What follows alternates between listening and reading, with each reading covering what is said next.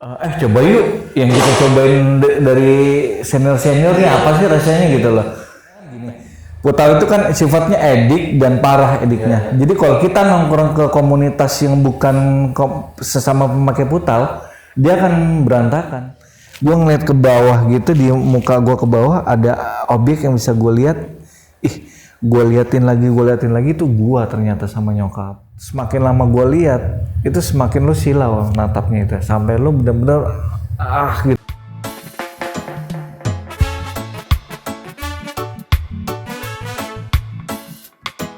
Yo, welcome back to Nahwe Channel. Kali ini gue udah bersama Bang Alvin dengan sejuta pengalamannya. Kali ini kita akan sedikit membahas yang berbeda dari konten-konten gue sebelumnya. Gue akan sedikit membahas tentang edukasi dan pengalaman pribadi dari Bang Alvin tersendiri. Bang, Siap. gimana kabar? Sehat selalu ya Bang? Sehat selalu, puji Tuhan.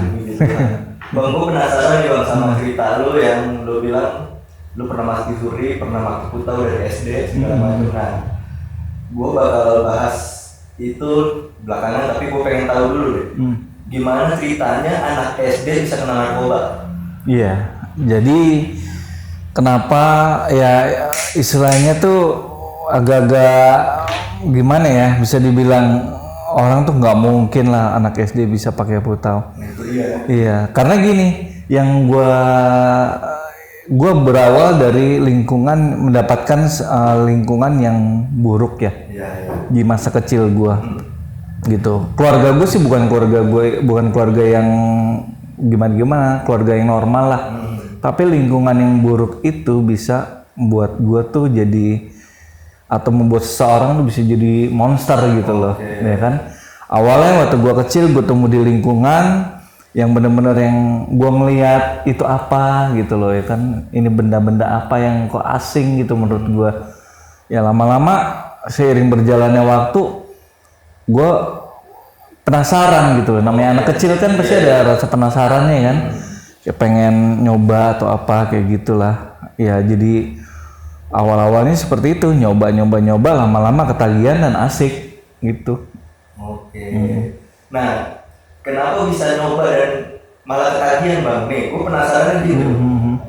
Apa yang terjadi pada saat itu sampai lu bisa datang nih Putal nih, gitu. Iya. Kayak gitu tuh, itu gue penasaran. Iya, jadi gimana ya, waktu itu kan ya biasalah kita kan di tongkrongan waktu gua masih SD, waktu sebelum SD sih. Jadi apa yang dari om-om gua, dari keluarga gua, dari lingkungan, semua mungkin teman-temannya senior lah istilahnya ya, nongkrong dengan habitnya dia, kebiasaannya dia nyimeng, kebiasaan dia minum, ngobat apa. Awalnya kan gue ngeliatnya seperti kayak, oh apa nih gitu kan, dan timbul rasa pertanyaan yang besar buat diri gue, ini apa ya gitu kan. Ya terus ya mungkin dari temen-temen gue sekomplek yang seumuran gue, dan kebetulan ya nggak tahu satu visi kali sama gue ya, jadi kayak coba yuk yang kita cobain dari senior-seniornya apa sih rasanya gitu loh. Pengen tahu gue rasanya kayak apa gitu. Awalnya Boleh tahu usia berapa? waduh, sebelum sekolah gue SD tahun berapa ya? Pokoknya gini, dulu gue sempet sih dicekokin lah istilahnya ya. Waktu gue belum TK tuh sama om gue, namanya om. Iya makanya kurang ajar banget tuh om gue tuh. Lagi kecil gue diajak main, dan kebetulan gue di lingkungan itu, di keluarga gue dan segala macamnya itu, gue anak kecil yang sering nongkrong di situ gitu loh, yang sering gabung, sering join lah ya kan. Nah terus jadi akhirnya sini deh cobain deh gitu, ini cobain, caranya gimana, itu apaan sih itu Berapa kali Bang? Cimeng itu. Itu gue masih TK juga belum kayaknya deh. Cobain rasanya apa, ngisepnya gimana, caranya gimana, diisep. Awalnya batuk tuh gue, wajar lah kayak lo pertama kali ngerokok kan, batuk. Nah disuruh isep, nah tahan, batuk, ditawain biasa gitu kan. Ya gitulah, terus nggak lama nih minum nih, namanya kita batuk dikasih minum ternyata bukan air putih, ternyata vodka kayak gitu-gitu. Di situ gue nih aneh. Terus diajarin yang benar-benar yang namanya orang mabok kan pasti kan bocor-bocoran ya. Ya lu tahu begini nggak Pin? Nih tahu begini nggak? Tahu ini nggak? Tahu itu nggak? Gitu. Jadi akhirnya apa tuh? Ini namanya nih ini istilahnya kayak gitulah begini. Akhirnya jadi tahu apaan. Ya inilah enak lah pokoknya nanti lu udah gede udah ngerasain deh gitu loh. Pokoknya hubungan antara cowok sama cewek gitu. Belum TK, masih belum berpolos. Udah akhirnya ya nggak lama sambil ditanyain ngobrol-ngobrol gitu, yang gue rasain kok kayak gue nge-fly gitu, kayak nge-fly terus lapar, ngantuk, kayak gitu-gitu yang gue rasain tuh. Ya terus ya udah lama-lama keterusan ya biasalah kayak begitu. Jadi gimana ya, guanya juga jadi ada rasa pengen tahu gitu kan, ini apa ya. Akhirnya pas kebetulan pas gua nongkrong ya kita main gundu waktu kecil tuh, adalah senior gua lah, biasa lah istilahnya gitu kan, nongkrong tiba-tiba pada ngisep juga. Di situ kan gua langsung lihat ini nih yang diisep sama yang dikasih sama om gua nih kemarin. Setahu gua nih rokok tuh kan gede tuh ya, bentuknya kan ketahuan ya. Ini kok kecil, dari kecil ke pocong gitu. Kayak pocong gitu. Diisep terus yang udah digituin kan, lama-lama. Nah pas gua nongkrong, temen gua itu temen senior lah, seniornya nggak jauh-jauh. Gua nyoba, gua cobain dong. Itu ya udah nyobain awalnya batuk kayak kita ngerokok aja kan. Pertama batuk, lama-lama udah kebiasaan ya, terus mulai dapat enaknya gitu ya, terus gitu. Nah itu guys ya, ini menarik, ini masih belum TK loh ya kan, belum SD ini jadi tiru ya guys. Tapi ya ini hanya untuk orang berpengalaman. Nggak Bang, gue penasaran ketika SD-nya, kenapa bisa masuk malah ke tingkat yang lebih tinggi lagi. Yang gue tahu, gue gak pernah pakai putau ya Bang. Yang gue tahu, tapi yang gue tahu dari putau itu rata-rata orang mokat, ya kan? Rata-rata orang mokat, dan lu bisa selalu sampai sekarang. Dan lu makin putau dari SD. Dari SD. Awalnya, cuman gini, bukan berarti gue make putau dari SD itu sampai terus-terusan gitu. Jadi ada jeda-jeda gitu. Jadi kan awalnya mungkin gue tumbuh gue tumbuh di lingkungan yang kurang bagus notabene-nya, yang narkoba yang semua yang gue lihat itu tuh ada dari dia isep, dia minum, dia telan, terus lama-lama nyapa lagi nih kok disuntik pakai jarum suntik gitu kan, apa gitu loh. Ya akhirnya kok mabuknya istilahnya mabuk ya, kok begini nih orang nih kayak gitu. Terus nggak lama gue cobain dong gitu, cobain yang ini dong, kan yang isep udah nih, yang telan udah nih kayak obat gitu kan, rasanya gimana, terus minum udah, terus ini nih kayaknya menarik nih gitu. Karena ya nggak tahu juga ya, gue bukan kepikiran atau apa, cuman kayak waktu gue SD dulu jadi kayak karena biasaan nongkrong, jadi hidup gue tuh jadi sama tongkrongan tuh gue tergila-gila sama tongkrongan gitu loh. Gimana caranya gue tuh bangga gitu sama tongkrongan. Jadi apa yang tongkrongan gue pakai, gue harus make. Kalau bisa gue harus dihormatin juga lah gitu, walaupun umur gue lebih muda. Makanya gue ikutin terus, gue tempel terus, gue pakai gitu. Tapi dari lingkungan, awalnya itu dari lingkungan. Jadi gue make pertama-tama disuntik, terus rasanya begini ya gitu. Cuman dosisnya nggak banyak, karena kan gue juga tahu, gue takut juga nih istilahnya gitu kan. Dan teman gue juga ya udah, dan itu sepaket yang tadinya mereka berdua, gue disisain sedikit gitu loh, sisain sedikit untuk gue lah istilahnya gitu kan.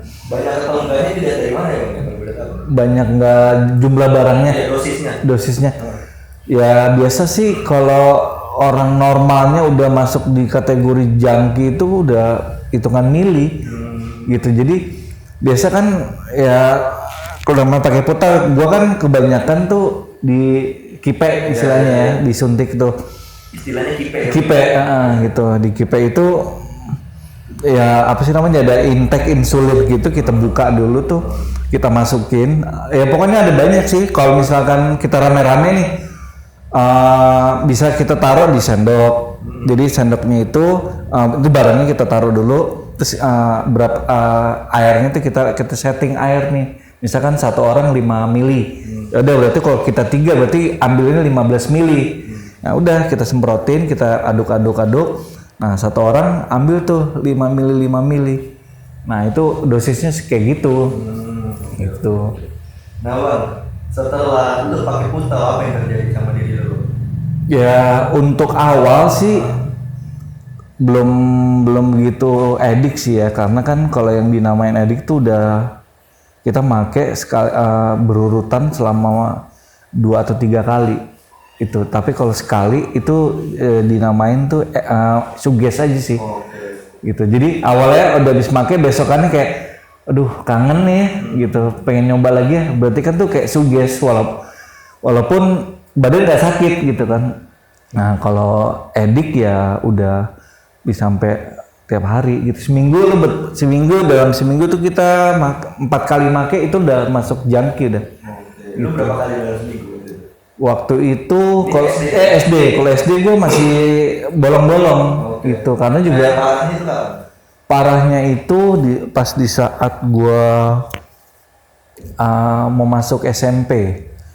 Nah dari kelas 6 gue masuk SMP itu kan biasalah ada kayak perkenalan MOS atau apa segala macam. Gue mau dianggap ya itulah sama pentolan-pentolan lah istilahnya gitu kan. Gue mau hebat nih gitu loh, mau dipandang lah sama mereka. Cuman caranya gimana nih gitu loh. Ya udah dengan cara ya narkoba yang gue punya gitu loh kan. Kebetulan gue gampang gitu dapetin narkobanya pada saat itu gitu. Ya udah akhirnya terus ya gue kasih tahu nih ke teman-teman gue nih loh, ada yang udah kenal belum nih, kalau gele atau obat itu mungkin udah sering ya di tongkrongan, udah banyak.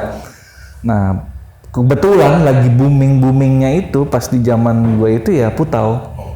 Nah jadi kayak lo sekarang nih kalau nggak ngerokok tuh nggak gaul lah istilahnya gitu kan. Nah, kalau dulu kalau nggak putau nggak gaul.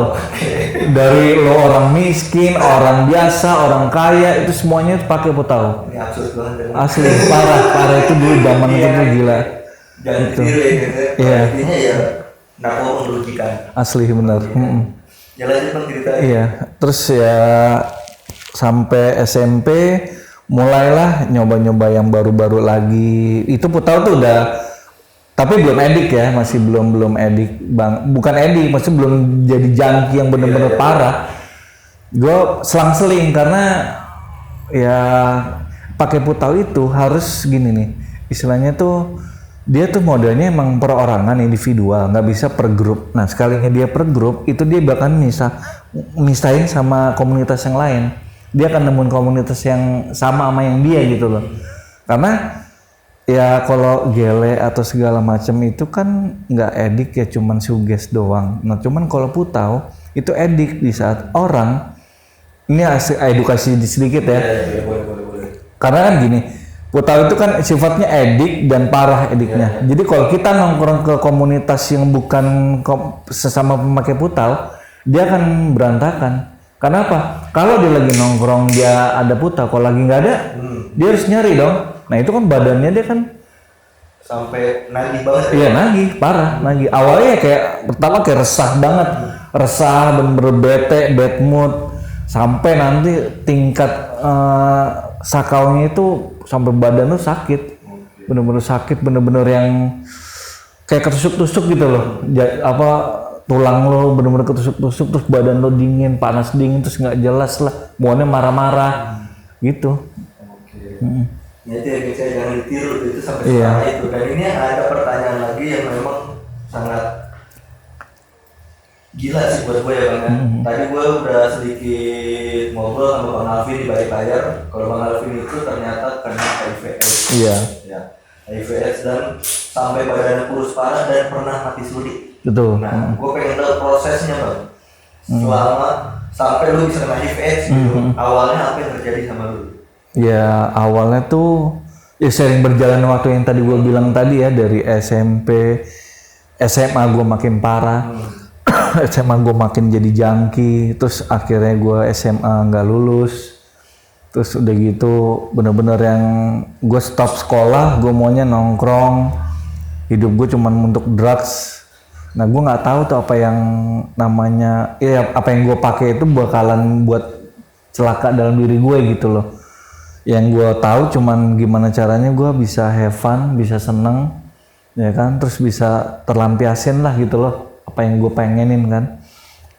Jadi awalnya mungkin tahun berapa ya, masuk ke tahun 2000-an lah ya, ini udah agak kesinian, agak tahun 2000-an itu 2008 nih, saya ingat gue tuh 2008. Gue pas lagi, kebetulan gue main musik juga kan di salah satu gereja. Oke. Itu terus gue main, awalnya tuh yang gue rasain tuh selama ini kayak lu apa nggak niat untuk hidup gitu loh, mati nggak mau, hidup juga nggak mau gitu loh. Jadi bener-bener gue nggak tahu mau dikemanain diri gue nih gitu loh, sampai ya pokoknya bad mood apalah, pokoknya nggak enak lah badan gue rasain tuh, cuman nggak tahu yang gue rasain sakitnya nggak ada gitu. Terus ya awal mulanya itu jadi kayak gue kena di diare. Itu diare gue sampai bener-bener yang kayak orang parah lah mencretnya gitu lah ya kan.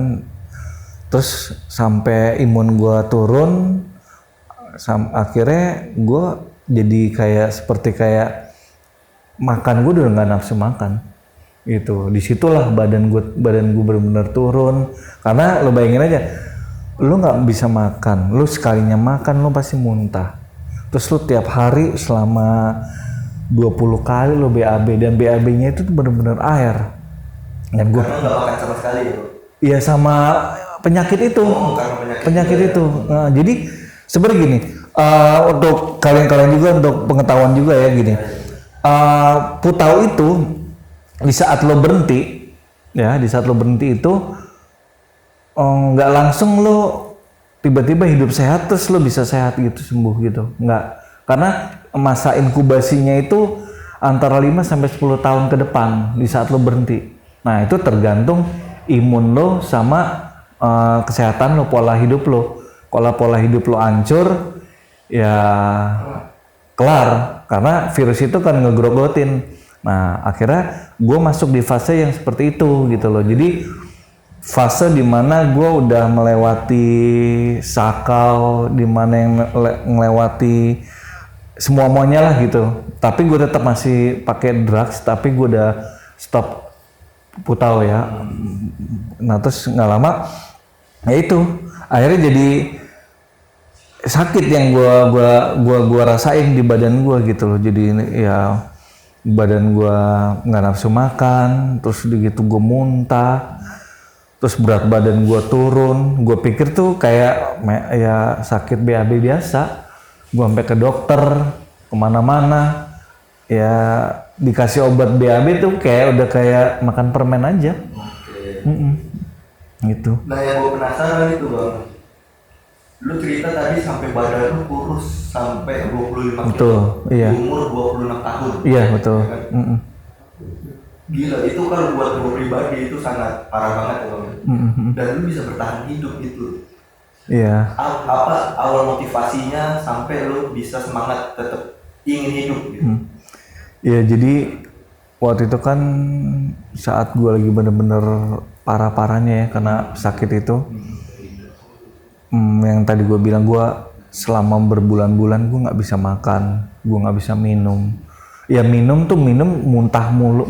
Jadi gizi dan asupan apa yang kita masukin tuh keluar semua, ya kan? Otomatis pasti imun lo habis, berat badan lo habis, ya kan? Gue udah tinggal tulang banget gitu. Jadi waktu itu berat badan gue tuh kalau nggak salah awalnya normalnya tuh 65 kalau nggak salah gitu, tiba-tiba jadi 25 kilo, ya kan? Ya itu karena gue belum tahu ini kenapa, penyakit apa gitu kan. Pada saat itu belum tahu lu kena HIV. Belum. Sebelumnya ada sih indikasi kayak semacam waktu itu kan dulu sebelum gue sakit HIV ini, gue sempat ngalami kecelakaan tuh.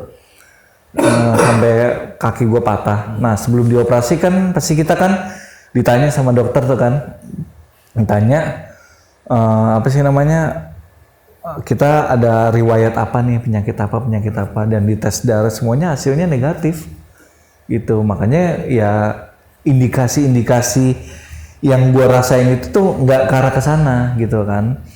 Ya udah, akhirnya pas waktu itu kalau nggak salah gue sampai sempat gue dibawa ke rumah sakit, di salah satu rumah sakit Jakarta. Di situ emang mungkin gini loh, karena di situ di rumah sakit itu belum ada untuk penanganan penyakit yang seperti gua gitu loh, ya kan. Akhirnya ya udah dikasih obat-obatan yang biasa-biasa aja gitu kan. Nah terus gue disuruh pulang dalam keadaan gue parah. Pas sampai rumah pun kondisi gue bukannya semakin membaik, malah semakin parah dan semakin hancur. Nah, di situ ada satu momen gue inget banget, itu tanggal 19 Maret itu di 2008 itu gue bener-bener yang udah nggak kuat. Itu bener-bener gue yang gue bilang sama nyokap bokap, mah udah gue nggak kuat, gue bilang begitu kan, udah relain gue lah gitu, karena gue tahu nih kayaknya gue bakalan mati nih. Cuman kenapa kok gue nggak mati-mati nih, mungkin ada yang belum ikhlasin gue gitu kan. Makanya gue bilang sama keluarga gue, ikhlasin gue. Nah karena gue orang Kristen, jadi nyokap gue bilang ya udah sebelum itu izinin nyokap untuk manggil pendeta. Di situ gue ada pengakuan dosa. Jadi selama seumur hidup gue tuh apa aja yang udah gue lakuin itu gue omongin, entah gue kepahitan, entah gue apa, entah gue ini, semua dosa yang gue udah lakuin itu udah gue omongin semua gitu. Dan gue minta ampun sama Tuhan. Gue pikir udah nih selesai nih gue kan. Tiba-tiba kayak gue di satu tempat yang bener-bener yang dipindahin secara sekian detik, cepet banget, dengan kondisi yang semua berubah total. Yang tadinya gue di kamar dan gue dying, sekarat, tiba-tiba pas gue melek itu kondisinya tuh gue yang keadaan sehat, normal, dan itu dia, gue nggak bisa ngeliat apa-apa. Itu bener-bener kayak lo, seperti kayak lo pernah merem kan. Nah merem apa yang lo lihat? Nggak ada kan. Nah ya lo ngeraba apa aja lo nggak akan bisa ngeliat apa-apa kan. Ya jadi di saat waktu gue ngalamin sesuatu ya, bukan sesuatu, siapa sih, gue bener-bener yang gue nggak tahu nih di mana gitu loh kan. Jadi gue bener-bener yang gue rasain dan gue alamin, yang gue lihat di situ, gue gelap dan semuanya hitam, dingin. Itu bener-bener yang semua campur aduk tuh perasaan gue, antara ini gue di mana, perasaan gue kan apa sih, seperti kayak gimana sih, lo pernah ngerasain kayak yang lo perasaannya lagi ngomong, tiba-tiba dipindahin ke suatu tempat yang bener-bener lo nggak tahu itu di mana, tapi lo nggak kelihatan gitu loh. Nah itu yang gue rasain tuh seperti itu, dan gue sendiri. Nah jadi ya gue sambil ngeliat maksudnya gini, ini apa ini gue mati ya gitu. Perasaan gue kalau gue mati apa iya gitu kan. Pada perasaan gue emang sih gue sekarat ya kan, terus tapi kan gue posisi gue sehat gitu loh. Gue sekarang sehat gitu loh ya kan. Tapi ini gue yang gue rasain tuh bener-bener yang ya gue sehat, gue bener-bener gue gelap, yang di tempat yang berbeda, dan gue mulai nalar bener-bener yang apa ya, kayak seperti oke, jadi gue pas di saat itu gue pindah ke suatu tempat gitu ya, di suatu tempat yang membuat gue tuh kaget dan shock lah secara manusiawi, karena gue di alam yang berbeda gitu. Nah, bener-bener yang gue rasain tuh takut, gelap. Cuman gue berpikir gini, apa gue mati gitu ya kan? Karena apa iya sih masa gue mati kayak gitu kan? Cuman badan gue nih sehat gitu loh. Nah itu seiring berjalannya waktu itu, gue nggak tahu itu berapa lama itu gue di posisi seperti itu. Yang gue tahu tuh cuman gue ngelihat sekeliling yang bisa gue lihat aja gitu, ada objek apa yang bisa gue lihat gitu kan, sampai gue teriak-teriak nyokap apa semua tuh bener-bener nggak ada, cuman gue doang gitu. Terus nggak lama gue lihat di bawah gitu, bukan di bawah sih, kayak gue ngeliat ke bawah gitu, di muka gue ke bawah ada objek yang bisa gue lihat. Gue liatin lagi tuh gue ternyata sama nyokap gitu kan. Berarti kan secara ya logika gimana ya kan, pasti kan lo mikir, lo ngeliat jasad lo sendiri gitu lo di situ, di real time lo tadi tuh lagi di situ ya kan, tapi sekarang lo di posisi yang ini gitu kan, dengan badan lo yang kurus, lo lihat yang udah bener-bener tinggal, wah udah celong banget ya mata, udah segala macem. Situ yang gua rasain bener-bener, wah berarti gua meninggal nih ya kan. Terus apa nih yang harus gue lakuin nih? Alam bawah sadar gue tuh seperti gue masih hidup gitu, tapi tempat yang berbeda gitu. Sampai kapan gue nahan seperti ini gitu kan? Gue nggak tahu gitu. Ya udah, ya di dalam kepanikan gue itu gue ngeliat, pokoknya dalam kepanikan gue itu tetap gue ngeliat apa yang bisa gue lihat, apa yang bisa gue rasain. Itu akhirnya gue nemu satu titik yang bisa gue lihat gitu. Titiknya kecil banget, itu bener-bener kayak cahaya yang makin lama lo lihat, karena lo nggak ada lihat objek lain selain itu gitu kan. Nah yang semakin lama gue lihat itu semakin lo silau natapnya itu, sampai lo bener-bener gitu loh. Tiba-tiba pas lo udah silau, tiba-tiba gue balik lagi ke dunia nyata gue. Di situ gue yang wow. Dan bener lu lagi di pelukan nyokap. Iya, balik seperti apa yang gue lihat, misah gitu, kayak di split gitu dulu, terus di split begini, ini gue, terus tiba-tiba gue di sini dengan situasi yang berbeda, terus tiba-tiba gue dibalikin lagi.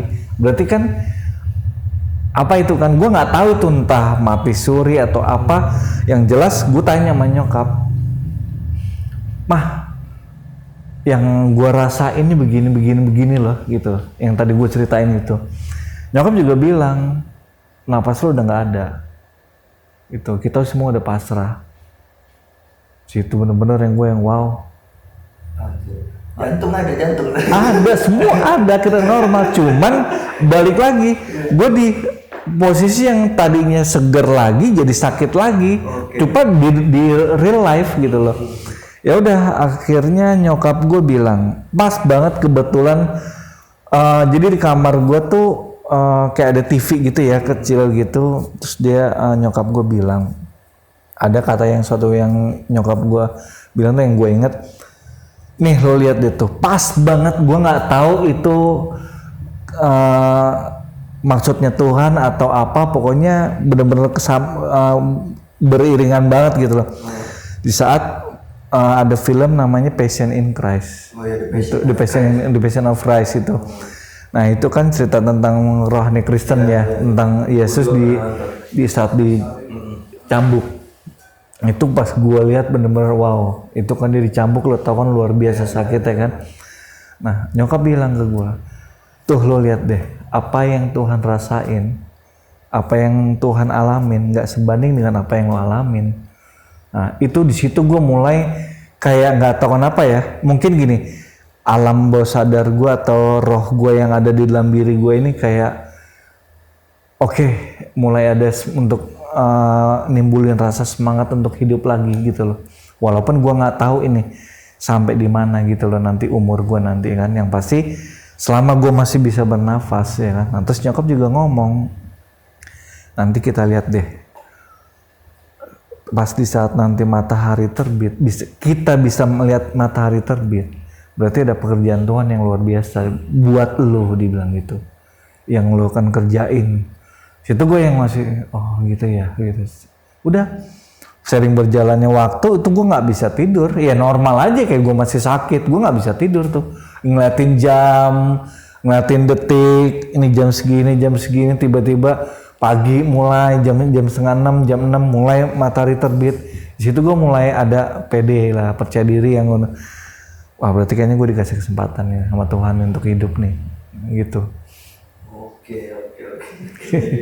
Gue masih penasaran ketika lu mati suri bang. Iya. Gini loh maksud gue, benar gak sih? Gue udah dapat info nih dari Oleh. Nyokap lu tuh sampai udah ngabarin ke teman-teman lu kalau lu tuh meninggal pada saat itu. Ya, gue nggak gini, gue juga nggak tahu ya persisnya seperti apa. Mungkin teman-teman gue aja nilainya begitu, kronologisnya nyokap teleponin teman-teman gue atau apa, gue nggak tahu banget. Yang pasti semua itu udah bener-bener yang nganggep gue tuh udah nggak ada. Gitu. Di situ sampai kalau secara orang dulu ya bilang. Kalau ada burung tuh, ada burung apa sih namanya yang buat kayak ini, yang bunyi-bunyinya cuit-cuit kayak gitu, itu sampai bokap gue tuh ngusir, sampai dan keluarga gue semuanya itu kalau nerima telepon, udah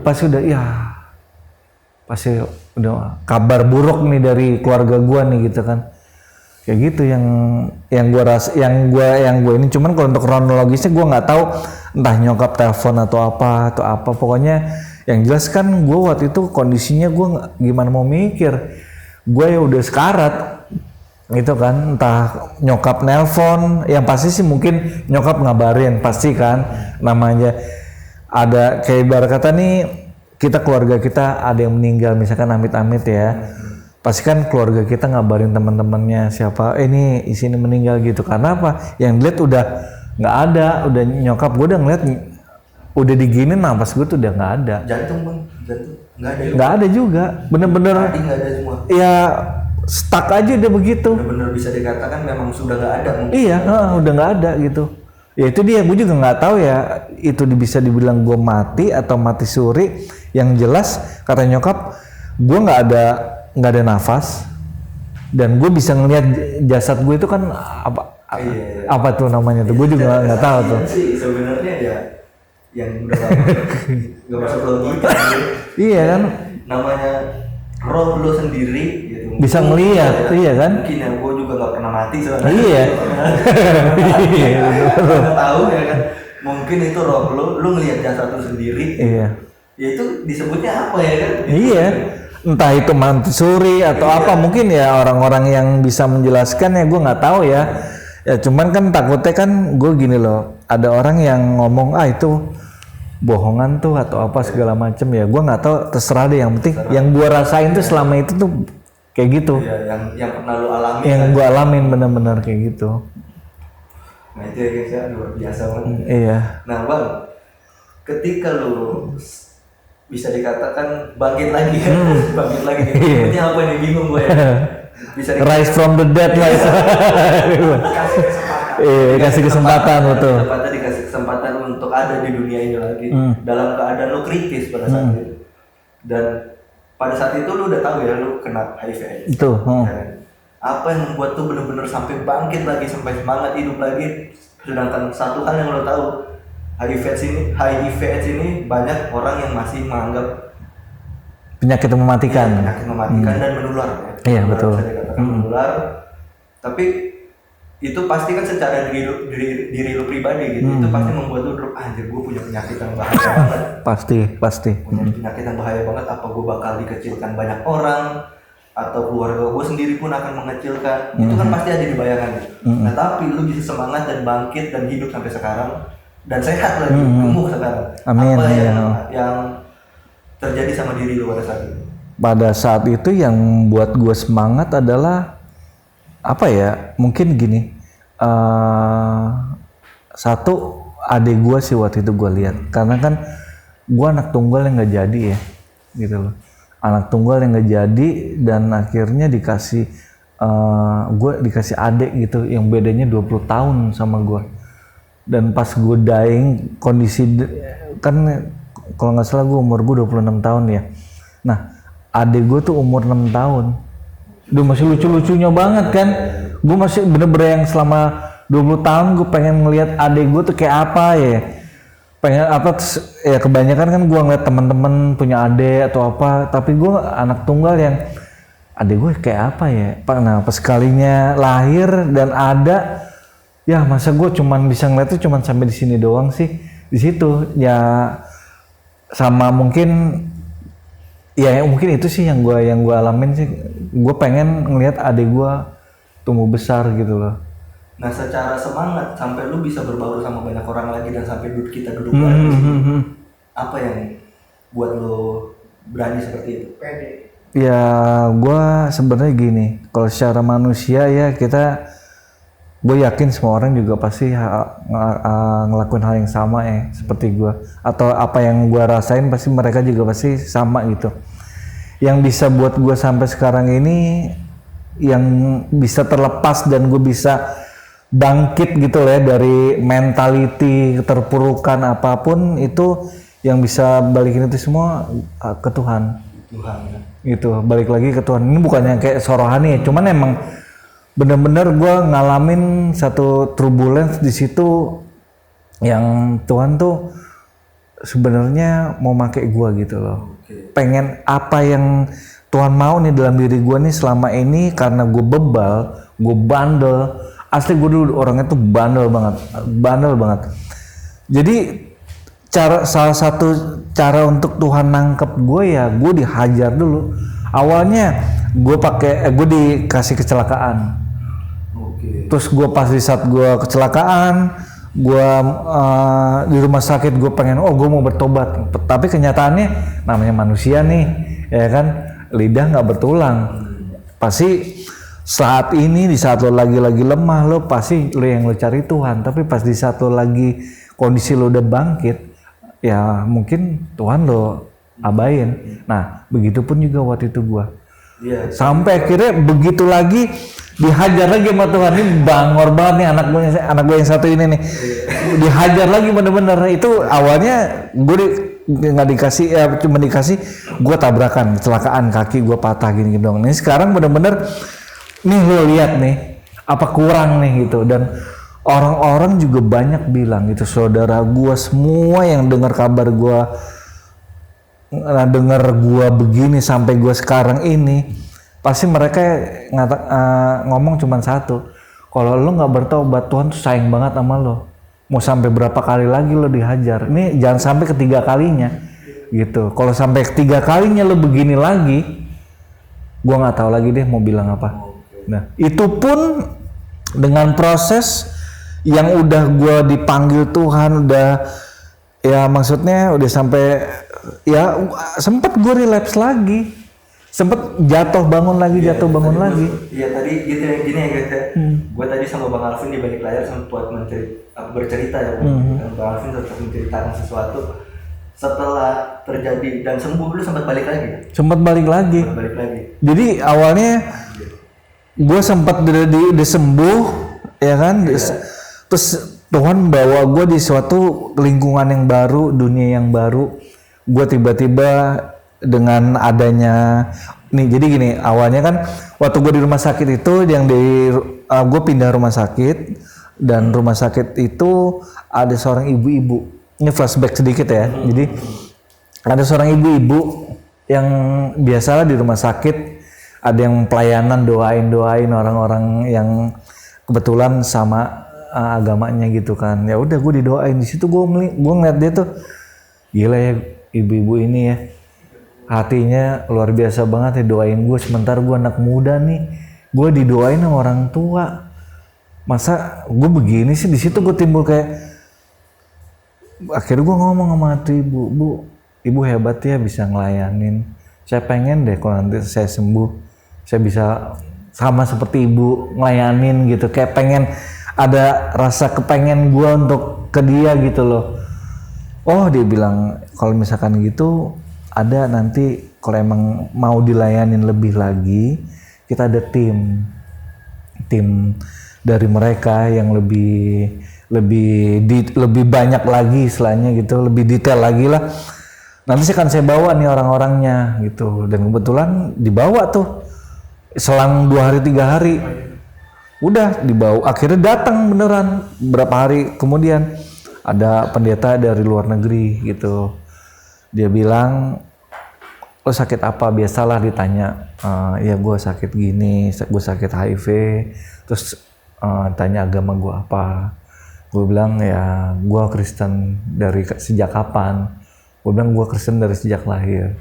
Ya udah dia cerita tentang pengalamannya dia, pelayanannya dia, talentanya dia yang udah dipakai sama Tuhan untuk menyembuhin penyakit yang seperti gue ini, dibilang begitu. Nah dia pas di saat dia melihat gue pertama kali ini, dia kayak punya kerinduan banget tuh untuk doain gue.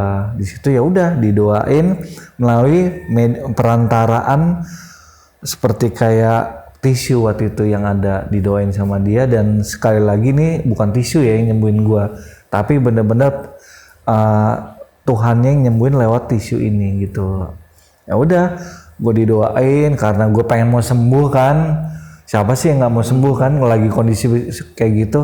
Ya udah gue ikutin aja. Nggak lama dia ngomong, pokoknya nanti nih udah didoain tisunya ini, tisunya itu lo taruh di tempat yang mana yang lo sakit gitu. Terus sama lo potek kecil-kecil gitu taruh di gelas lo buat lo minum aja gitu sehari 3 kali kayak atau berapa kali terserah lo. Tapi dia bilang, teguhin lagi, lo imaninnya bukan tisunya yang nyembuhinnya ya, tapi Tuhan yang bisa nyembuhin lo.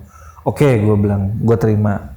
Ya udah saat abis dia doain gitu tuh, tadinya kan gue di rumah sakit gue nggak bisa makan.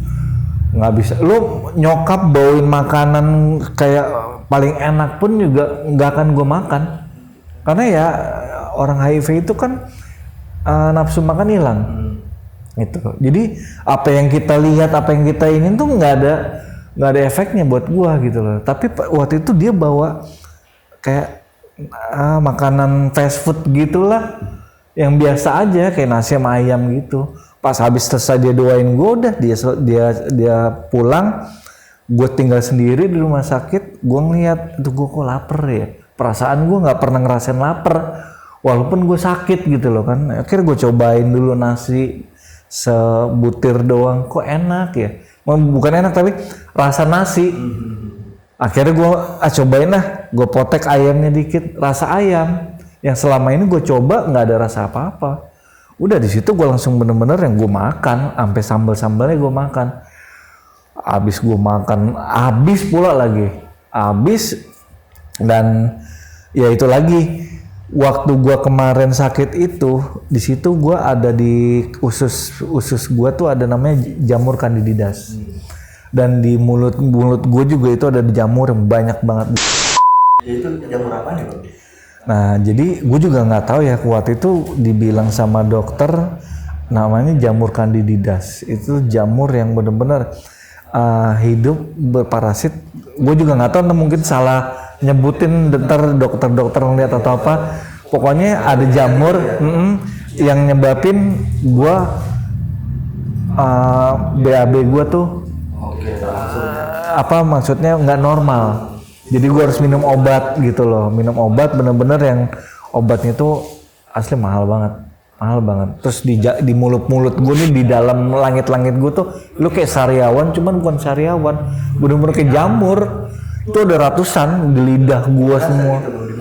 Bukan berasa lagi, lu kayak lidah lu jendol-jendol, di langit-langit lu tuh jendol-jendol. Terus kayak nanah-nanah begitu di mulut, di bibir, di sini kayak di dalam-dalam gitu tuh kayak banyak banget itu.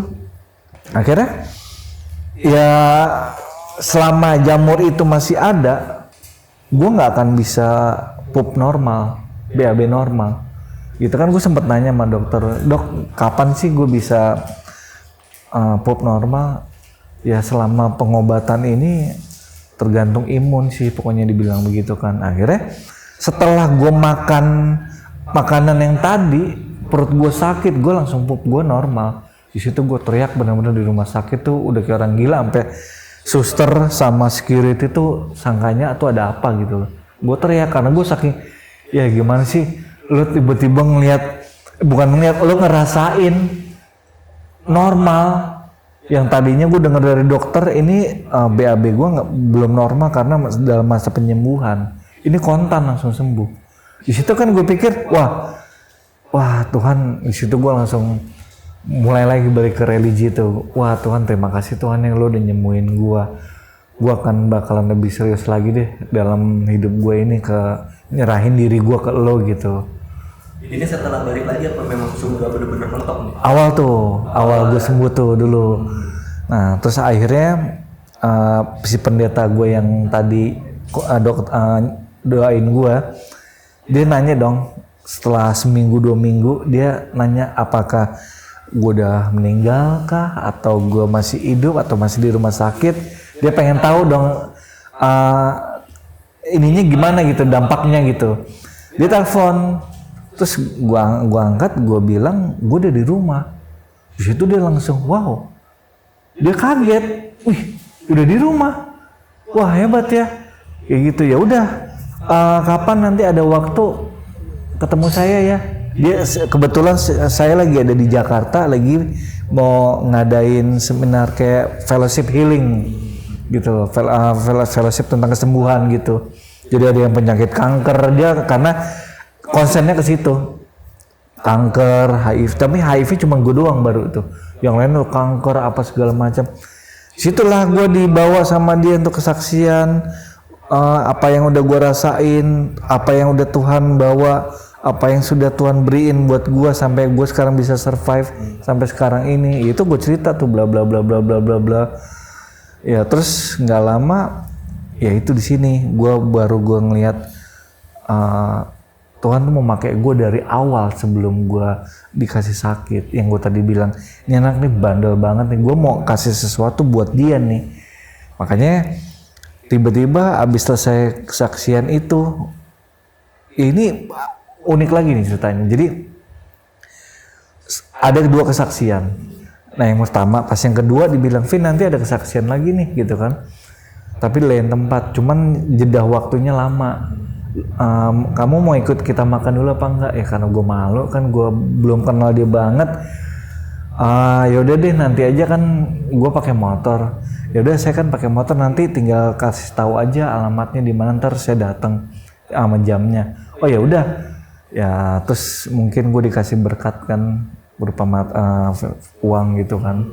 Ya udah, gue pengen makan waktu itu tuh. Abis selesai itu gue mau makan, cuman gue digiring banget itu dari, kalau nggak salah itu di Menteng, itu bisa-bisa ke Fatmawati. Ngapain? Nyari makanan. Oke. Bayangin tuh dari Menteng ke Fatmawati, itu kan restoran tuh banyak banget yang udah lewatin. Mau ini, gue mau makan ini, tiba-tiba kayak digiring aja gue. Digiring terus, tiba-tiba gue mau makan fast food tiba-tiba. Nah di mana di Fatmawati di Dibes itu kan di lantai pertama itu kan ada makanan cepat saji kan. Nah pas gue mau makan gue kebelet kencing. Nah gue ke toilet dulu dong. Tiba-tiba bilang, Mas toiletnya rusak. Lo kebayang nggak? Di mall itu di lantai 1 toiletnya rusak, yang ada cuma di lantai paling atas yang ada food court nih. Gue nggak tahu itu rencana Tuhan atau gimana. Oh gitu, gue mikir gila ini mall kok toilet pelit banget sih. Ya udah mau nggak mau dong, gue naik ke atas. Tiba-tiba pas gue keluar lift lah, ada makanan yang gue mau makan nanti. Ya udah, ngapain gue jauh-jauh kan? Ya gue kencing dulu dong, gue ke toilet dulu, gue makan. Tiba-tiba ketemu orang yang tadi gue kesaksian itu. Gue nggak tahu dia yang negor gue. Alvin gitu. Siapa ya? Saya yang tadi, yang kamu barusan kesaksian di sini kan? Oh, ya maaf Pak, saya nggak perhatiin banget gitu kan. Oh ya nggak apa-apa, duduk. Ayo dong gabung makan.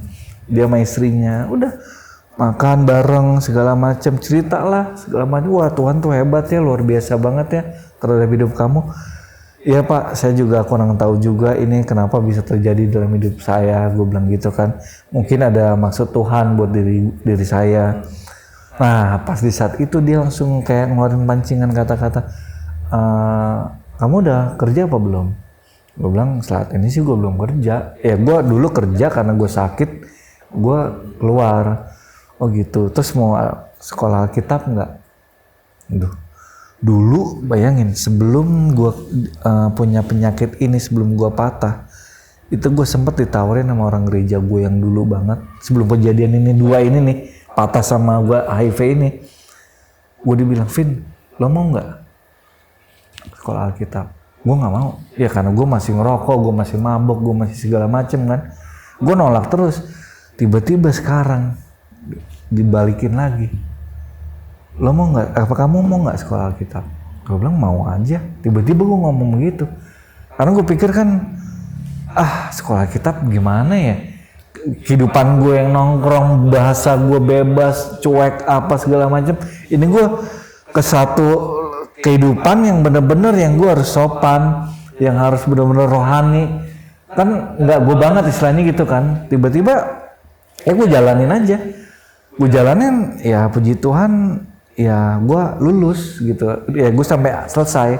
Tapi itu juga, kenapa gue bilang tapi, gue pikir gue hidup gue udah bener nih di mata Tuhan. Ternyata, ya itu dia. Ada hambatan-hambatan yang gue harus lakuin lagi. Makanya ini yang gue bilang, selama kita ada di dunia, cobaan yang kita alamin ini itu masih ada. Tinggal ya dunia yang gue yang lama itu narik balik untuk gue balik ke dunia gue lagi. Oke, ini setelah sekolah pendeta. Sekolah Alkitab itu. Sekolah Alkitab itu sama sekolah pendeta beda ya?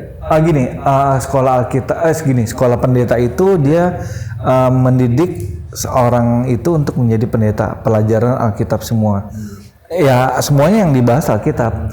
Tapi gue ngambilnya sekolah penginjil gitu. Jadi gue dididik untuk didesain lah istilahnya ya sama sekolah itu untuk menjadi seorang penginjil, untuk memberitakan kabar firman Tuhan, apalah segala macam itu. Nah setelah lulus dari sekolah itu malah balik lagi. Balik lagi, awalnya gue ngerokok asli dengan embel-embel. Namanya udah lulus ya, pasti kan ada gelar ini. Nah gue evangelis nih, penginjil. Tapi gue masih ngerokok. Awalnya ngerokok dulu, ngerokok lama-lama mabok lagi, nyobain lagi begini, makin parah, makin terus ke dunia. Balik lagi kena putau lagi gitu. Putau udah enggak. Jadi ada era baru lagi gitu loh. Jadi pas di saat gue udah lulus kuliah itu, temen gue telepon gitu, lo mau kerja nggak? Gue denger lo udah lulus lo, congrats ya gitu. Udah lalu kerja di kantor gue lah gitu, di salah satu perusahaan ya futures lah, itulah kayak gitu kan. Nah, lo tahu sendiri kan dunia saham futures itu tuh glamor banget. Yang apa sih, kalau orang yang tadinya masuk kantor itu tiba-tiba dia dapat nasabah, yang tadinya orang yang culun tiba-tiba dapat nasabah, itu benar-benar 180 derajat tuh kehidupannya berubah. Nah akhirnya gue entertain apa semua, kehidupan gue makin, dunia malam gue makin jadi, makin balik lagi, makin lebih parah gitu loh. Cuman putaunya enggak, cuman era baru aja gitu loh. Narkoba, seks juga, apa juga, semua sampai ya pokoknya cuman putau dong yang gue lakuin. Gitu. Itu sudah HIV. Udah HIV. Tapi balik lagi. Kalau ini sedikit gue pengen nanya, menular nggak sih lewat seks? Pasti menular. Makanya kan kalau ini edukasi sedikit ya, maksudnya bagi orang-orang yang ODA ya, HIV kayak gue gini, ketika gue dapat pasangan segala ya, untuk mau menikah atau sebelum nikah lo melakukan hubungan seks di luar nikah atau apa, ya lo harus pakai kondom. Itu untuk mencegah gitu, karena gimana, dengan kondom itu nggak bakal nular? nggak akan nular gitu, pasti dijamin gitu ya. Tapi nggak tahu juga ya, kalau lo main lo kasar robek ya kena juga ya kan. Tapi kan kalau selama itu nggak robek, maksudnya pengaman itu kan intinya gini, gesekan yang ada di badan kita kena ke badannya dia itu kan jadi ada darah gitu ya, masuk ke dalam pori-porinya dia, itu dia kena gitu. Nah, balik lagi ke cerita yang tadi, Bang. Lanjut lagi. Ya terus ya habis itu kan ya tadi dibilang kan, gue dibilang wah lo kalau nggak bener-bener yang kalau lo bener-bener nggak hidup bertobat, gue nggak tahu lagi deh apa segala macam deh. Jangan sampai lo dipanggil 3 kalinya nih. Banyak banget teman-teman gue ngingetin gue tuh. Sampai kadang-kadang sempet lah ada beberapa teman gue yang seagama sama gue. Wah lo Kristen ya? Oh maksudnya lo udah jadi penginjil ya? Tapi kok ya bahasa-bahasa pergaulan aja kan? Tapi kok lo kelakuan lo hancur juga ya? Cuman jadi banyolan buat gue jadinya gitu. Tapi ya kita nggak tahu kan, maksudnya gini, gue nggak pengen orang lain tahu gue ketampar sama omongannya dia. Cuman cukup gue aja yang tahu. Dalam hati sih gue ketempeleng banget. Wah, cuman tetap karena di dalam diri gue ini kedagingan yang pokoknya yang semua itu tuh yang gue rasain tuh apaan sih? Cuman dikit, abis itu udah hilang lagi. Gitu aja. Saling berjalannya waktu terus dan ya sampai sekarang kenapa akhirnya gue bisa lepas dari itu semua? Ada satu momen yang buat gue gini. Ada berkali-kali gitu ya, gue mencoba untuk gue bertobat gitu, untuk gue sadar diri bahwa Tuhan udah baik buat gue gitu ya. Dengan cara apa nih? Gue udah dengan cara gue tobat, gue ngilangin ini, tapi karena gini, pertobatan itu atau permintaan maaf itu nggak akan merubah masa lalu kita, tapi bisa mencerahkan masa depan kita. Nah, maksud gue tuh gini, kalau kita pertobatan kita diakuin di mulut doang, istilahnya kayak gue nih minta maaf sama lo, cuman dalam hati gue masih dongkol sama lo, tetap aja gue akan lakuin lagi. Tapi kalau dari hati gue yang udah bener-bener yang, kenapa gue bilang dari hati gue, itu gue udah merasa, mungkin ya jalannya Tuhan juga, itu kok gue ngelihat gimana ya, apa kayak gue sadar gitu, kok bangsat banget ya. Ini loh Bang, yang gue penasaran tuh setelah lu jeblos lagi ke dunia narkoba, gimana ceritanya lu bisa tobat lagi? Apa yang terjadi sama lu? Apa yang lu alamin? Apa lu ketemu Tuhan kali? Apa lu ketemu malaikat atau gimana? Sebenarnya sih ketemu malaikat sih enggak ya, maksudnya gue gini nih, secara bahasa gampangnya ya, anggap gue sama lo nih teman baik ya. Lo baik banget sama gue, sampai apapun udah lo kasih buat gue, ya kan? Tetap lo udah, gue perlu duit lo kasih. Gue bilangnya untuk ini, gue sering bohongin lo, sering apain lo, apapun waktu lo, materi lo, semua pengorbanan lo udah lo kasih buat gue. Terus gue balasan gue ke lo itu cuman gue bohongin lo. Terus yang gue di mata lo, iya gampang, ntar gue ulangin lagi, ntar gue balik, gue ngambil handphone lo misalkan, tiba-tiba gue lo ketangkap nih, lo marahin gue, terus gue bilang sama lo, gue minta maaf ya. Nah terus lo, ya gue maafin lo, udah lah lo pokoknya lo harus berubah ya. Nah itu yang membuat gue tuh sadar gini loh, Tuhan tuh seperti itu. Iya, memang itu cuma jiwa Tuhan doang, manusia kayak gitu mah gak bisa. Iya, jadi gue mikirnya gini nih, kita aja nih sebagai manusia, gue nih misalkan orang, gue udah berbuat baik sama orang, ya kan, udah gue tolong, dia malah nusuk gue dari belakang, itu bete-nya minta ampun kan pasti kita kan. Nah ini kok Tuhan udah gue bohongin berkali-kali, udah ya pokoknya gue bohongin lah. Dengan gue bilang gue mau bertobat, balik lagi, gue mau bertobat, gue balik lagi. Padahal setelah di saat gue lagi dalam kondisi terpuruk itu, dia udah ngasih nyawanya buat gue, buat dosa-dosa gue, gitu loh. Nah terus masa gue cuman yang bohongin dia terus, berarti kan bangsat banget gue istilahnya gitu. Itu yang membuat gue tuh, aduh, gue kayak resah gitu, kayak gue nggak bisa nih begini nih, cuman apa gitu loh di masa sekarang ini ya, pandemi begini, ke gereja udah susah. Apa caranya untuk gue ke Tuhan tuh kayak gimana? Gue nggak tahu. Ya cuman tapi gini, yang gue pelajarin kenapa gue bisa sampai sekarang ini, intinya cuma satu gampang, respon lo. Gitu.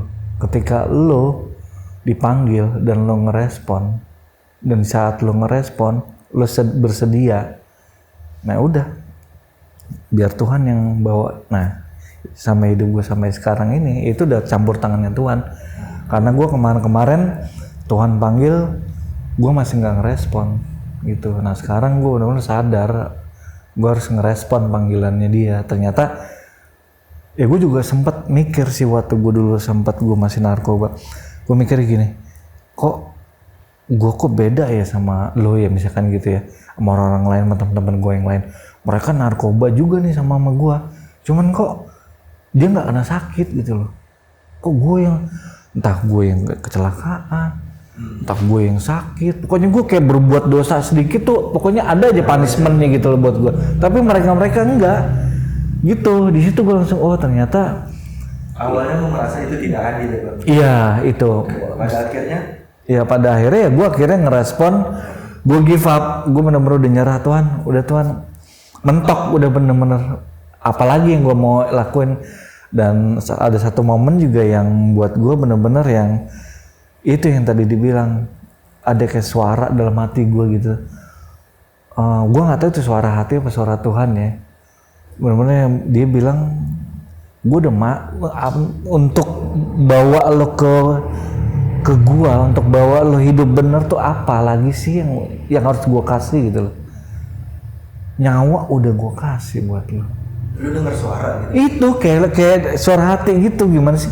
Dan itu gimana sih maksudnya? Konteksnya gimana nih? Dengernya itu gimana? Iya kayak gue momen lagi di saat gue lagi di motor, lagi bengong atau apa tuh sering banget gue denger, Vin, apa sih yang bisa membuat lo balik ke gue tuh? Apa gitu loh, tolong ngomong. Nyawa udah gue kasih buat lo, kehidupan udah gue kasih buat lo, apalagi Vin yang kurang? Apa gue mesti datang di depan lo langsung gitu loh? Di situ gue langsung, wow, situ gue bener-bener, ya pastilah waktu dulu pun juga gue ngalamin nangis, apa namanya kita perjumpaan dalam hadirat Tuhan itu pasti manusia nggak akan bisa tahan. Nah itu gue bener-bener di jalan itu gue sampai berhenti di motor, nggak kuat gue. Nah terus tapi gue masih ngerokok. Gue coba untuk udahlah gue ngurangin deh. Oke, gele gue udah enggak, ngobat gue udah enggak, minum gue udah enggak, terus tinggal ngerokok doang nih. Nah pas kebetulan kapan gitu sekitar 2 bulan dari sekarang ini nih, dari gue ngomong sama lu sekarang ini, gue ngalamin sakit GERD, asam lambung. Awalnya gue flu. Nah takut kan gue, namanya pas lagi pandemi gini gue kena flu, dan gue kan komorbid, ada penyakit bawaan gue kan. Nah kalau gue kena pasti fatal buat gue. Nah gue kena flu, panik dong gue minum obat segala macam. Tiba-tiba gue pas mau merem, mau tidur, kepala gue pusing muntah. Setiap gue mau merem, kepala gue pusing. Itu gue ternyata, gue pernah ngalamin juga di situ, makanya gue tahu, oh ini asam lambung gue udah naik ke kepala nih. Nah udah gue, karena udah gue pernah ngalamin, tahu cara penanggulangannya gimana kan. Ya udah, terus gue nyium rokok tuh, aduh nggak enak banget gue nyium rokok. Nah di situ gue mulai, udahlah, mungkin saatnya nih, kayaknya gue cuman satu itu doang kan yang gue belum tinggalin. Akhirnya gue tinggalin itu deh. Seks semua juga udah gue tinggalin, semua tinggal rokok doang. Terakhir tuh, akhirnya ya udah. Ya puji Tuhan sampai sekarang sakitnya gue udah sembuh dari GERD-nya itu, dari asam lambungnya itu. Ya gue udah nggak rasa kayak kepengen ngerokok atau kepengen apa-apa lagi. Ditambah malah gue justru malah lebih sadar kalau gue nih hidup udah bukan buat gue lagi, tapi udah buat Tuhan gitu. Gitu. Jadi cerita menarik, berarti secara langsung bisa dikatakan sudah hijrah atau bertobat. Udah hijrah total, gitu. Apa yang lo lakukan untuk Tuhan saat ini Bang? ya memberi diri gue yang terbaik buat Tuhan. Pokoknya apapun yang Tuhan mau untuk gue lakuin akan gue lakuin. Ya intinya dengan ngobrol-ngobrol kita ini, dengan apa yang gue pernah alamin, yang udah Tuhan kasih dari penyakit yang udah dulu gue udah kayak seperti sampah gitu loh di mata orang, di mata semuanya. Gimana caranya ini? Gue mau ngajak, gue mau ayo sama-sama yuk bagi orang-orang gitu, bagi anak muda yang masih terikat dengan kondisi yang gue nggak bisa keluar nih. Ayo dong, gue bisa nih, tanpa harus gue kemana-mana pun, gitu, tanpa gue harus kayak inilah kayak gue rehab atau apa, itu nggak ngejamin. Yang ngejamin adalah diri lo sendiri sebenarnya, gitu. Nah Bang, gue pengen tahu dong gimana cara lu mengedukasi buat orang-orang yang dalam konteks terkena HIV juga, supaya dia bisa berbaur kayak lu gini Bang. Ya musyawarah gitu ya, tanpa harus malu gitu ya. Harus malu dan lain-lain. Dan gimana bisa dikatakan dampak dari HIV/AIDS untuk orang yang nggak kena HIV/AIDS tapi bergaul dengan lu. Penularannya istilahnya. Penularannya gimana? Biar orang-orang yang nggak terkena HIV nggak takut bergaul dengan lu. Ya jadi gini, gue jawab yang pertama dulu ya. Sebenarnya kalau gue ngapain harus malu? Kebanyakan orang begini nih. Close status berarti kan menutup statusnya dia. Karena gini, semakin dia menutup status, itu semakin dia membahayakan diri buat orang lain menurut gue sih. Karena gini, kalau lo sama gue berteman kita nih, kalau gue nggak open status, lo nggak tahu kalau gue penyakit apa, ya kan? Nah terus karena gue open status sama lo dan gue bilang sama lo kan, nih penularan lewat ini, jadi lo nyaman main sama gue dan orang-orang lain pun juga nyaman. Ya jadi gini, gue bersosialisasi sama masyarakat dengan gue punya penyakit yang ada dalam diri gue. Satu yang harus kita timbulin gitu dalam diri kita kalau bagi orang-orang yang kayak gue ya, Oda. Satu, jangan sempat nularin ke orang lain. Jangan pernah di dalam pikiran lo nularin ke orang lain. Jangan. Gitu. Walaupun lo pernah dapat dari orang lain atau siapa, jangan pernah lo nularin ke orang lain. Gitu. Nah, yang kedua, untuk bersosialisasi itu karena gini, kita penularan itu bukan seperti kayak COVID-19 yang sekarang.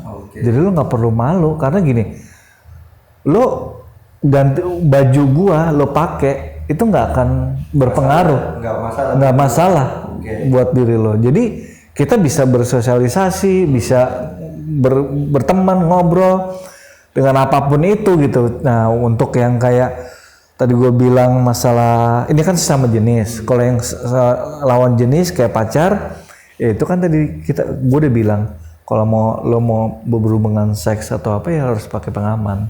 Nah nanti untuk selanjutnya misalkan lo udah nikah gitu, terus gimana dong si istrinya itu sama anak gue pasti kena dong. Nah ini dia.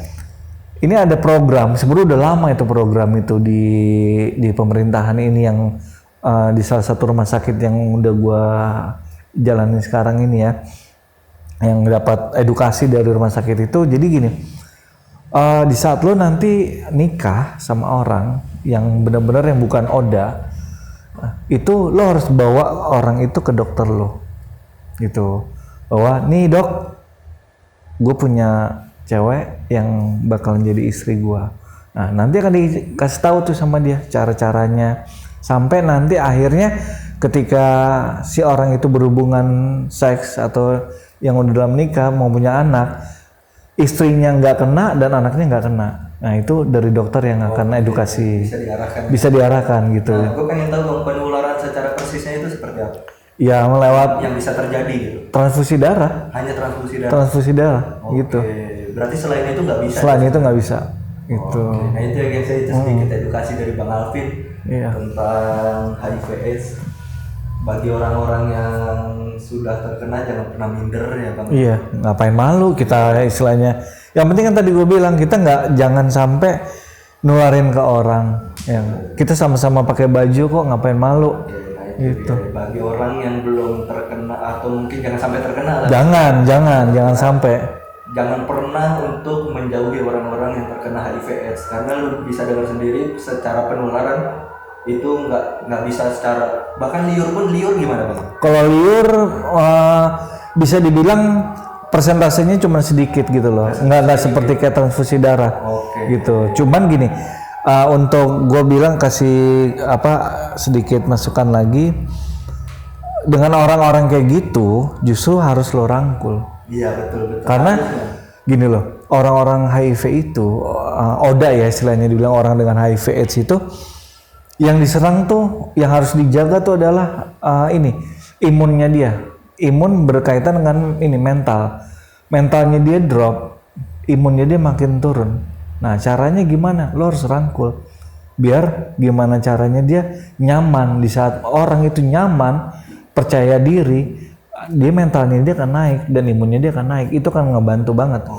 Gitu. Nah itu ya guys ya, jadi jangan pernah menjauhkan, bahkan harusnya dirangkul ya bang. Harus dirangkul. Jangan pernah lu sampai mendiskriminasi orang-orang tersebut. Iya. Karena secara penularan pun lu gak bakal ketularan, karena lu nyuntik bareng. Iya. Nyuntik bareng masalah lu sendiri. Iya betul. Dan secara keseluruhan dari pembahasan kita soal narkoba dan lain-lain, ya kalau bisa jangan pakai narkoba lah. Narkoba merugikan. Betul. Dengar cerita dari podcast, bukan podcast ini, kita ngobrol bareng. Ngobrol bareng ya. Ngobrol bareng lu bisa lihat cerita-cerita dari Bang Alvin, apa yang terjadi segala macam. Iya. Nah itu lu bakal tahu betapa merugikannya narkoba. Nah Bang Alvin, lu selain penginjil ya, sekarang udah bisa dikatakan penginjil ya. Ya. Penginjil, lu juga pemain musik. Iya betul. Nah, di Carltonet bener. Betul. Lu pemain bass. Nah, gue pengen tahu bang, secara keseluruhan teman-teman lu suka apa? Terutama ini dulu yang gue pengen tanya, suka mendiskriminasi gitu? Oh enggak. Justru mereka malah kayak keluarga buat gue gitu. Nah, di Carltonet ini lu bermain bass? Iya, bermain bass. Dari kapan bang? Gue main bass sebenarnya sih dari SMA ya. Cuman musiknya itu gue dari SMP. Cuman untuk terjun langsung bener-bener ini yang gue pilih nih alatnya ini nih, itu gue pas SMA. Gitu. Secara keseluruhan ketika lo bermusik mereka sudah tahu lo terkena HIV. Udah, gue selalu open status kok. Nah itu ya guys ya. Lu boleh buka tuh Carltonet ya. Carltonet bener. Carltonet Serenade. Carltonet Serenade. Ada YouTube channel apa? Ada. Apa namanya? Itu Carltonet Serenade. Instagram pribadi? Dexter.alvino 2 gitu. Nah itu jangan lupa di follow dan subscribe ya. Ini perbincangan kita selesaikan sampai sini. Lu harus nonton podcast ini. Bukan podcast ngobrol bareng. Ngobrol bareng. Karena podcast konteksnya beda. Jadi kalau ini kan lebih ke wawancara. Podcast itu kan ya beda lah. Ada beberapa orang yang mengartikan podcast itu seperti apa. Gue nggak mau nyebut ini podcast. Apa? Misi yang lagi dijalani. Oh iya itu bang, misi yang lagi dijalanin apa bang saat ini? Nah sekarang ini juga gue kebetulan punya kerinduan juga ya gitu, punya kerinduan pengen tuh menjangkau jiwa-jiwa gitu loh, menjangkau jiwa-jiwa tuh seperti anak-anak muda yang dulu pernah mengalami seperti gue dan nggak bisa keluar dari kubangan dan how to survive gitu loh, caranya untuk bertahan dan caranya dia untuk keluar dari kubangan itu bagaimana, dan sampai juga kita menggiring mereka untuk lebih ke sisi positifnya dia sebagai manusia terhadap Tuhan. Nah itu gue punya komunitas namanya Jesus Vibe karena gue kebetulan Kristen ya, Kristen. Jadi gue memakai nama komunitas kita Jesus Vibe Community. Jadi kita tuh komunitas anak-anak muda yang memberi atmosfer tentang ketuhanan yang kita anut sekarang. Jadi lo mau ke Tuhan itu gampang kok. Tuhan tuh ada di dalam diri lo gitu. Jadi lo nggak usah susah nggak usah susah-susah mencari Tuhan di mana, atau kan gue ada pertanyaan nih banyak gitu ya, gue mewakili ya, pasti banyak yang bilang gue kan masih begini, gue kan masih begitu, gue kan masih dosa, gue masih begini. Gampang men, jadi gini, semakin lo mengingat dosa lo, semakin apa yang lo pikirin tentang dosa lo yang terhadap Tuhan itu, semakin jauh lo dari Tuhan, semakin karena lo nggak akan layak buat Tuhan. Tapi cuman lo yang satu lo yang pikirin kebaikan Tuhan buat diri lo. Kebaikan Tuhan tuh apa sih? Kita udah dikasih nafas gratis men, gitu. Coba kita dikasih nafas kita bayar tiap jam atau tiap menit, itu pasti wow sangat sulit banget buat kita, karena ini kita udah dikasih nafas gratis, terus apalagi yang kurang itu loh. Nah makanya gue pengen ya itulah komunitas gue ini, gue punya kerinduan bersama tim gue untuk menjangkau anak-anak yang seperti mereka semua gitu loh. Kalau lu boleh tahu sekarang udah berapa anggotanya lo? Anggota kita udah 10 orang, karena di situ juga ada tim musiknya juga, karena kan kebetulan gue juga selain punya band di Kaltonet, gue punya band rohani juga. Dan awalnya itu komunitas itu terbentuk rekan-rekan pelayanan tim di gereja. Pas di saat kita udah nggak melayani di satu gereja bareng, kita kayak aduh kangen nih, udah 10 tahun lebih nih kita punya band dalam gereja, tapi kok sekarang udah nggak punya atap. Nah cuman mungkin ya itu karena kerinduan kita masing-masing, Tuhan jawab ya lewat komunitas ini. Gitu. Nah itu ya guys ya, itu udah sedikit cara biar bisa gabung. Cara biar bisa gabung. Nah cara untuk bisa gabung sebenarnya gini, ini kan gue baru-baru banget nih, karena fanpage di komunitas gue masih mau dibikin. Nanti kalau misalkan itu melalui Facebook gue aja dulu, Facebook gue atau Instagram. Jadi mungkin nanti kan kalian bisa lihat di bio gue, di situ ada Jesus Vibe Community. Jadi nanti pas di saat akun gue fanpage di komunitas sudah terbentuk, lo bisa join kok gitu. Fun kok di sana, jadi nggak. Fanpage-nya ini berbentuk apa bang? Ini yang website? Enggak, kayak ini aja, kayak komunitas di digital aja gitu. Karena kan kita belum bisa ngumpul bareng nih karena PPKM gini. Jadi yang kita kita tampung dulu nih orang-orang nih yang punya kerinduan sama Tuhan, pengen ada kelebihan apa atau talenta yang dia pengen lakuin cuman dia belum bisa, ya mungkin kita sama-sama bareng-bareng maju sama-sama gitu. Nah itu ya guys ya, buat teman-teman yang ingin bergabung silakan bergabung. Iya. Bisa langsung hubungin Bang Alvin di Siap. Instagram. Iya betul. Apalagi Bang, ada yang bisa dicantumkan di sini? Di gue TikTok sekarang gue lagi ini sih lagi main TikTok buat sharing-sharing firman Tuhan gitu.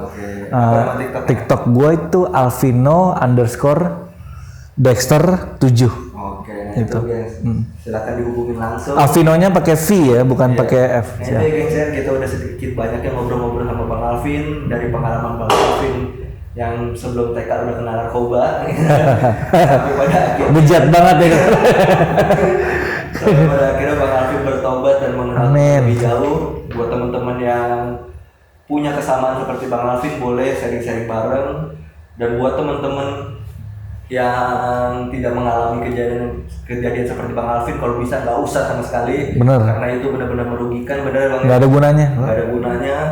Kalau bisa benar-benar lu hidup lurus-lurus aja lah. Ini yang terjadi sama Bang Alvin.